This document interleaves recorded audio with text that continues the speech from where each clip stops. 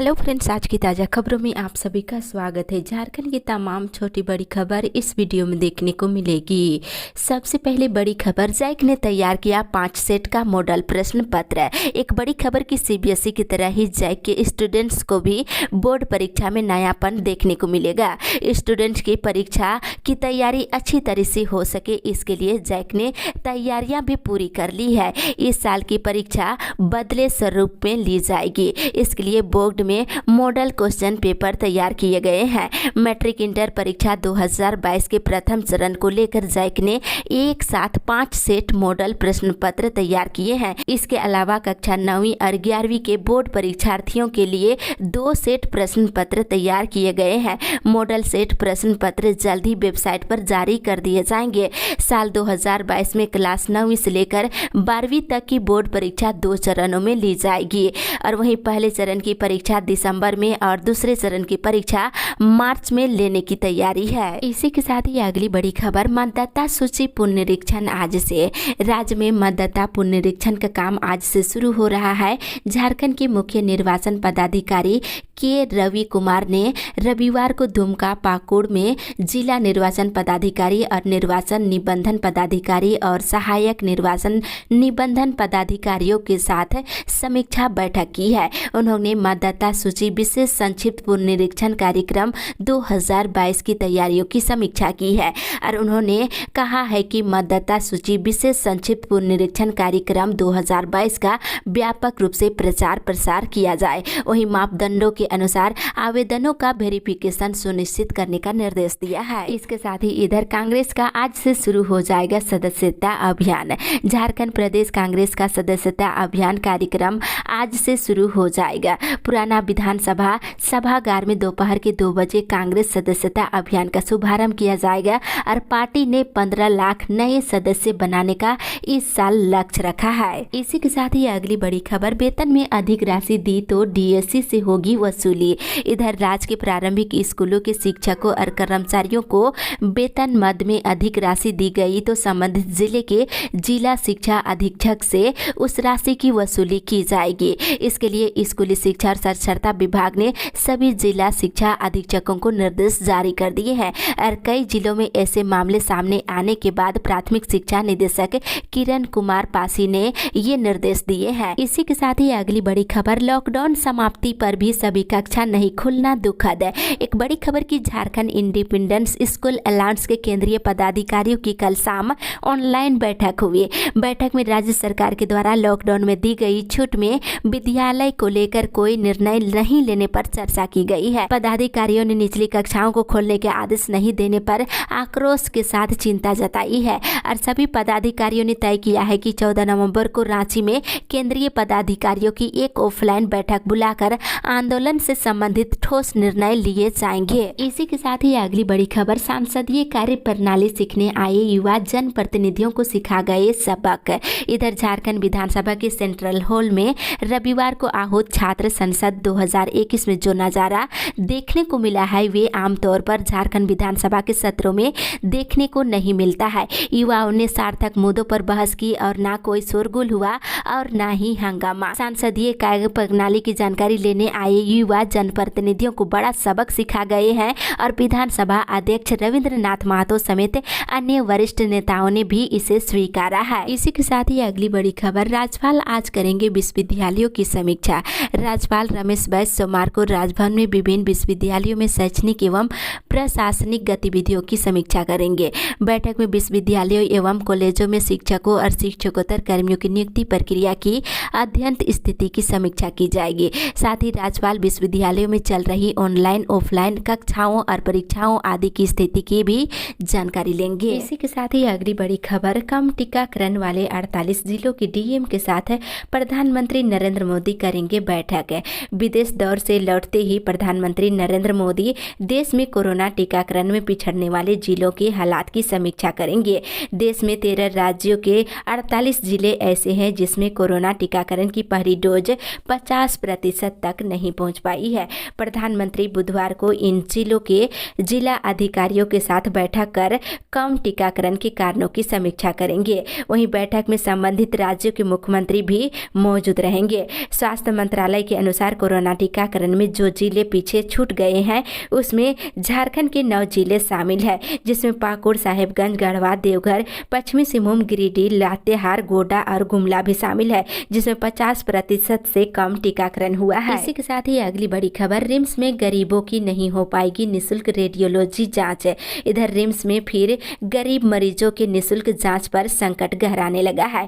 PP mode पर संचालित health map ने रिम्स के मरीजों को मिलने वाली निःशुल्क सेवा बंद कर दी है। रिम्स में इलाज करने के लिए पहुंचे गुलाबी राशन कार्डधारी या प्रबंधन के द्वारा निःशुल्क किए जाने के बाद भी इन मरीजों की रेडियोलॉजी जांच सोमवार यानी आज से नहीं हो पाएगी। इसी के साथ ही अगली बड़ी खबर, झारखंड पुलिस के कई पद खाली, कामकाज पर पड़ रहा असर। झारखंड पुलिस के कई महत्वपूर्ण पद खाली है। झारखंड के कई पद काफी दिनों से प्रभार पर चल रहा है। इसका भी असर कामकाज पर देखने को मिल रहा है। जानकारी के अनुसार झारखंड का हाल ये है कि एक और रिक्त पद को भरा जाता है तो दूसरे जिले के पद रिक्त हो जाते हैं। पुलिस मुख्यालय में भी पद काफी संख्या में रिक्त है। इसके साथ ही इधर पुलिस लाइन में प्रतियोगिता के आगाज है। इधर पुलिस लाइन में रविवार से 3 दिवसीय दक्षिणी छोटा नागपुर क्षेत्रीय पुलिस खेल कूद प्रतियोगिता का आगाज हो गया है। इस प्रतियोगिता में रांची, लोहरदगा, सिमडेगा, खूंटी और गुमला जिले की पुलिस टीम भाग ले रही है। 3 दिनों तक चलने वाले इस प्रतियोगिता में पुलिसकर्मी खेल के क्षेत्र में अपना हुनर दिखाएंगे। इसी के साथ ही अगली बड़ी खबर, अस्थायीकरण की मांग को लेकर पारा शिक्षकों ने की बैठक। टंडवा स्थानीय नगर भवन में रविवार को एकीकृत पारा शिक्षक संघर्ष मोर्चा के टंडवा प्रखंड इकाई की कल बैठक हुई। बैठक में सभी की सहमति से निर्णय लिया गया है कि आगामी 15 नवंबर के अंदर पारा शिक्षकों के अस्थायीकरण और बिहार मॉडल नियमावली लागू नहीं किया गया तो झारखंड स्थापना दिवस पर एकीकृत पारा शिक्षक संघर्ष मोर्चा के बैनर तले रांची में धरना पर बैठने की चेतावनी दी गई है। मांगे नहीं पूरी होने पर 15 नवंबर से महाधरना शुरू किया जाएगा। इसी के साथ ही अगली बड़ी खबर, एनएचएम में 8 नवंबर तक बहाली के लिए मांगे गए हैं आवेदन। इधर राष्ट्रीय स्वास्थ्य मिशन झारखंड के तहत स्वास्थ्य समिति रांची के संविदा के आधार पर 267 पदों पर बहाली निकाली गई है, जिसमें ANM, staff nurse, lab technician, प्रखंड डाटा प्रबंधक, काउंसलर और फार्मासिस्ट सहित अन्य पदों पर 1 साल के लिए बहाली की जाएगी। आवेदन करने की अंतिम तिथि 8 नवंबर है। आवेदकों को आवेदन डाक या स्पीड पोस्ट या फिर ईमेल के माध्यम से मुख्य चिकित्सा पदाधिकारी के कार्यालय में भेजना होगा। इसी के साथ ही अगली बड़ी खबर, डीएसपीएमयू में नामांकन जारी। डीएसपीएमयू में स्नातकोत्तर पाठ्यक्रमों के अकादमिक सत्र 2021-23 में नामांकन के लिए ऑनलाइन आवेदन की प्रक्रिया चल रही है। पूजा अवकाश और कई विषयों में कम आवेदनों को देखते हुए विश्वविद्यालय प्रशासन ने अब ऑनलाइन आवेदन की अंतिम तिथि को बढ़ाकर 15 नवंबर तय कर दी है। इच्छुक छात्र छात्राएं चांसलर पोर्टल के माध्यम से ऑनलाइन आवेदन कर सकते हैं। वहीं विश्वविद्यालय को अब तक सबसे अधिक आवेदन एमकॉम में 343 और अंग्रेजी में 222 आवेदन मिले हैं। इसी के साथ ही अगली बड़ी खबर, हेमंत सरकार में तेजी से हो रहा धर्म परिवर्तन। झारखंड के मुख्यमंत्री हेमंत सोरेन का कार्यकाल जंगल राज की ओर बढ़ रहा है। राज्य में आम जनता की सुरक्षा भगवान भरोसे है। सरकार के 21 महीने के कार्यकाल में 3127 महिलाओं के साथ दुष्कर्म और हत्या का रिकॉर्ड है, जो अब तक कभी भी नहीं हुआ है। ये बातें भाजपा के प्रदेश अध्यक्ष दीपक प्रकाश ने बोकारो शहर के सेक्टर 3 स्थित सरस्वती विद्या मंदिर के सभागार भवन में आयोजित कार्यकर्ता सम्मेलन में रविवार को कही है। उन्होंने कहा कि हेमंत सरकार के संरक्षण में धर्म परिवर्तन तेजी से कराया जा रहा है, जिस कारण इस सरकार के खिलाफ संघर्ष तेज करने की जरूरत है। इसके लिए सभी कार्यकर्ताओं को सरकार की नाकामी जन जन तक पहुंचानी होगी। इसी के साथ ही अगली बड़ी खबर, बीसीसीएल में 1100 और सीसीएल में 900 को आज मिलेगा प्रमोशन। आपको बता दें, कोल इंडिया स्थापना दिवस पर बीसीसीएल में लगभग 1100 और सीसीएल में 900 कोयला कर्मियों को प्रमोशन दिया जाएगा। इसकी आधिकारिक घोषणा आज कोल इंडिया स्थापना दिवस पर दोनों कोयला कंपनियों में आयोजित समारोह में की जाएगी। इसके साथ ही इधर पंचायतों में चुनाव को लेकर गतिविधियां तेज है। पंचायत चुनाव की आहट होते ही पंचायतों में राजनीतिक गतिविधियां तेज हो गई है। बता दें कि पंचायत चुनाव को निकट जानकर संभावित जिला परिषद सदस्य, मुखिया, पंचायत समिति सदस्य, वार्ड सदस्य, प्रत्याशियों के द्वारा अपने अपने समर्थकों, चहेते और कैंडरों के साथ क्षेत्र भ्रमण में लग गए हैं, जनता की समस्याओं से रूबरू होने का प्रयास भी कर रहे हैं। वहीं मतदाताओं में भी अच्छे बुरे प्रत्याशियों के आकलन की चर्चा परिचर्चा करते हुए देखा जा रहा है। इसी के साथ ही अगली बड़ी खबर, युवाओं के साथ छलावा कर रही सरकार। इधर भाजपा विधायक दल के नेता बाबूलाल मरांडी ने कहा है कि झारखंड सरकार राज्य की जनता के साथ भेदभाव करने का काम कर रही है। मैथिली, भोजपुरी और हिंदी भाषा को नियोजन नीति से अलग कर वर्तमान राज्य सरकार ने साबित कर दिया है। ये पलामू गढ़वा जिले के युवाओं के साथ छलावा है। भाजपा इसे बर्दाश्त नहीं करेगी। सदन से सड़क तक इसका विरोध जारी रहेगा। वे स्थानीय स्टेशन रोड स्थित होटल सूर्यांश में आयोजित सम्मान समारोह कार्यक्रम को संबोधित करते हुए बोल रहे थे। साथ ही स्थानीय लोगों ने श्री मरांडी को ज्ञापन सौंपकर भोजपुरी, मैथिली, मगही और हिंदी भाषा को नियोजन नीति में शामिल करने की मांग की है। इसी के साथ ही अगली बड़ी खबर, राज्य के सभी खनिज परिवहन कार्य में लगे वाहनों में लगेगी GPS ट्रैकिंग प्रणाली। इधर खान एवं भूमि तत्व विभाग ने राज्य में अब अवैध माइनिंग और ओवरलोडिंग पर रोक लगाने के लिए सभी तरह के खनिज परिवहन वाहनों पर GPS ट्रैकिंग प्रणाली को लगाना आवश्यक कर दिया है। आगामी 15 नवंबर तक इस प्रणाली को नहीं लगाए जाने वाले संबंधित वाहन खनिज की ढुलाई नहीं कर पाएंगे। इससे एक और जहां खनिज के अवैध परिवहन व ओवरलोडिंग पर रोक लगेगी, वहीं राजस्व नुकसान को भी बचाया जा सकता है। इस संबंध में 25 अक्टूबर को ही खान निदेशक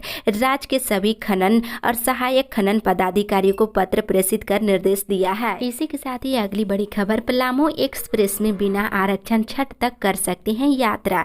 इधर वैश्विक महामारी कोरोना का प्रकोप कम होने और छठ महापर्व को देखते हुए पलामू एक्सप्रेस में बिना आरक्षण यात्रा छूट दे दी गई है, लेकिन उसके लिए कोच निर्धारित किया गया है। रेल प्रबंधन से मिली जानकारी के अनुसार पलामू एक्सप्रेस के कोच D2, 3 और 4 में बिना आरक्षण यात्रा की जा सकती है, लेकिन यदि इसके अलावा अन्य किसी कोच में यात्रा करने के दौरान पकड़े जाने पर जुर्माना वसूला जाएगा। इसके साथ ही इधर 27 हफ्तों के बाद रविवार को खुला बाजार। इधर 27 हफ्तों के लंबे साप्ताहिक लॉकडाउन में सरकार की इजाजत से दुकानें रविवार को खुली। दीपावली से पहले सरकार के इस फैसले का व्यापारियों के चेहरे पर उत्साह देखने को मिला है। हालांकि बाजार में लोगों की भीड़ थोड़ी कम दिखी है।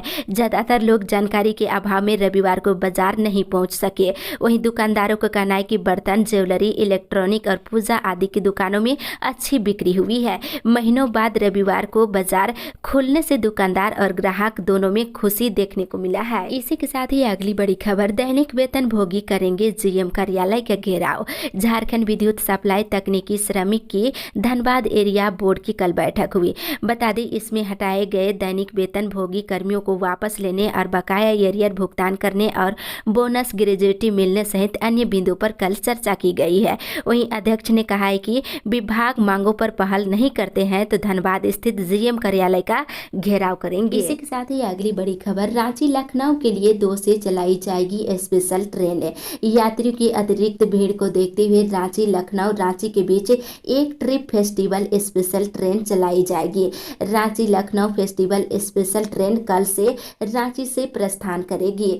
ये ट्रेन रांची स्टेशन से रात के 8:10 पर रवाना होगी, जो मोरी, रामगढ़ कैंट, बड़का कन्ना, डाल्टनगंज, सासाराम और वाराणसी होते हुए दूसरे दिन शाम के 4 बजे लखनऊ पहुंचेगी। इसी के साथ ही अगली बड़ी खबर, रोहतासगढ़ में जुटेंगे झारखंड सहित 8 राज्यों के आदिवासी। इधर रोहतासगढ़ में लगने वाले माघ मेले में 8 राज्यों के आदिवासी समाज के लोग अगले वर्ष 16 फरवरी को जुटेंगे। झारखंड, बिहार, उत्तर प्रदेश, मध्य प्रदेश, छत्तीसगढ़, उड़ीसा, बंगाल और असम में रहने वाले उरांव समाज के लोग 2 दिनों तक विभिन्न विषयों पर मंथन करेंगे। इसकी तैयारी को लेकर रविवार को आरोग्य भवन स्थित वनवासी कल्याण केंद्र के कार्यालय में एक बैठक की गई है। इसी के साथ ही अगली बड़ी खबर, नियमावली लागू करने में हो रही देरी से पारा शिक्षकों में आक्रोश। इधर एकीकृत पारा शिक्षक संघर्ष मोर्चा के निर्देश अनुसार बिहार नियमावली के लागू करने में हो रही देरी से आक्रोशित पारा शिक्षकों की प्रखंड कमेटी की कल बैठक हुई। बता दें, बैठक में हेमंत सरकार के वादा खिलाफी का जमकर विरोध प्रदर्शन किया गया। साथ ही निर्णय लिया गया है कि सरकार के द्वारा 14 नवंबर तक पारा शिक्षकों की नियमावली को कैबिनेट में लाने का कार्य नहीं करती है तो 15 नवंबर को रांची पहुंचकर जोरदार आंदोलन करेंगे। साथ ही स्थापना दिवस पर वेतनमान देने की मांग। पारा शिक्षकों ने सरकार को चेतावनी दिया है कि 15 नवंबर को वेतनमान दे, अन्यथा पुरजोर आंदोलन उसी दिन किया जाएगा। इसी के साथ ही अगली बड़ी खबर, बेरोजगारी और नियुक्ति को लेकर टूट रहा युवाओं का सब्र। छात्र संसद के दौरान विधानसभा परिसर में विरोध जताने पहुंचा युवक। इधर झारखंड में हेमंत सोरेन सरकार ने 2021 को नियुक्ति वर्ष घोषित कर रखा है, पर अभी तक नियुक्ति की प्रक्रिया धरातल पर नहीं उतरी है। ऐसे में अब बेरोजगार युवाओं का सब्र टूटने लगा है। झारखंड विधानसभा के द्वारा आयोजित प्रथम छात्र संसद की कार्यवाही चल रही थी। उसी दौरान साफी इमाम नाम का एक युवक विधानसभा परिसर के अंदर पूर्व प्रधानमंत्री अटल बिहारी वाजपेयी के प्रतिमा तक पहुंच गया और वहीं हाथ से बैनर लिखकर अपना विरोध जताने लगा। बता दें, उन्होंने कहा है कि सरकार जो वादे करके सत्ता में आई थी, अब वे वादे को याद नहीं कर रहे हैं। हर दिन ये कहा जाता है कि अगले 2 महीने में नियुक्ति प्रक्रिया शुरू होगी, लेकिन वर्ष 2021 अब खत्म होने में महज 2 महीने ही बचे हुए हैं।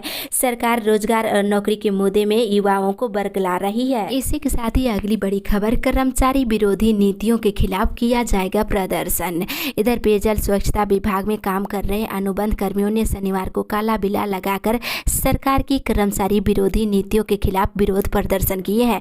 बताया है कि सभी समन्वयक अधिकारी और कर्मी 9 नवंबर तक कलम बंद हड़ताल पर रहेंगे और सरकार अगर मांग पूरी नहीं करती है तो 10 नवंबर से राज्य भर के कर्मचारी हड़ताल करेंगे। आपको बता दें, विभाग में 2012-13 से अधिकांश कर्मचारी समन्वयक और कंप्यूटर ऑपरेटर संविदा पर है, जिनके मेहनत से राज्य सरकार को राष्ट्रीय और अंतर्राष्ट्रीय पुरस्कार मिला है और स्वच्छ भारत मिशन के फेज 2 का कार्य खत्म होते ही सबकी संविदा 31 मार्च 2021 को खत्म कर नई बहाली की प्रक्रिया शुरू की है।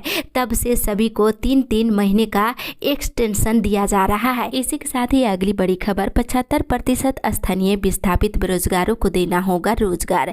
पूर्व के निर्धारित कार्यक्रम के अनुसार CCL ढोरी क्षेत्र के तारमी परियोजना में काम कर रहे आउटसोर्सिंग कंपनी BLA का शनिवार को ढोरी क्षेत्र के सांसद प्रतिनिधि सुरेश महतो के नेतृत्व में घंटों कार्य बाधित किया गया। उन्होंने लगातार आउटसोर्सिंग कंपनी BLA में 75% बेरोजगारों विस्थापितों को रोजगार देने की मांग कर रहे हैं। इसको लेकर चेतावनी भी दी गई है। वहीं काम बाधित करने के बाद लिखित आश्वासन दिया गया है कि आगामी 7 नवंबर को सांसद की उपस्थिति में वार्ता किया जाएगा। इसी के साथ ही अगली बड़ी खबर, शराब की थोक बिक्री के लिए 24 अनुज्ञप्ति स्वीकृत।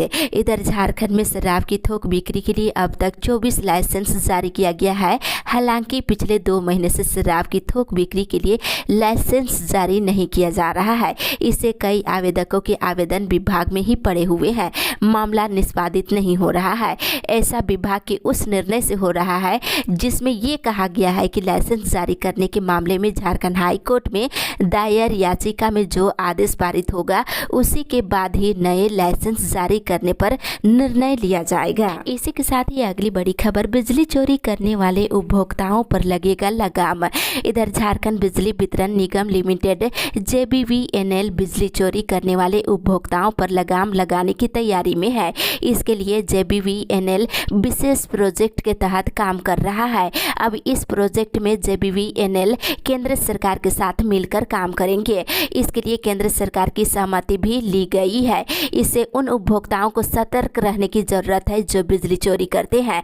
प्रोजेक्ट के तहत JBVNL की ओर से तकनीक विकसित किया जाएगा जिससे बिजली चोरी की ऑनलाइन जांच की जाएगी। इसके लिए ट्रांसफरों में अलग से मीटर लगाए जाएंगे। इसी के साथ ही अगली बड़ी खबर, ठेका श्रमिकों के अधिकार को लेकर होगा आंदोलन।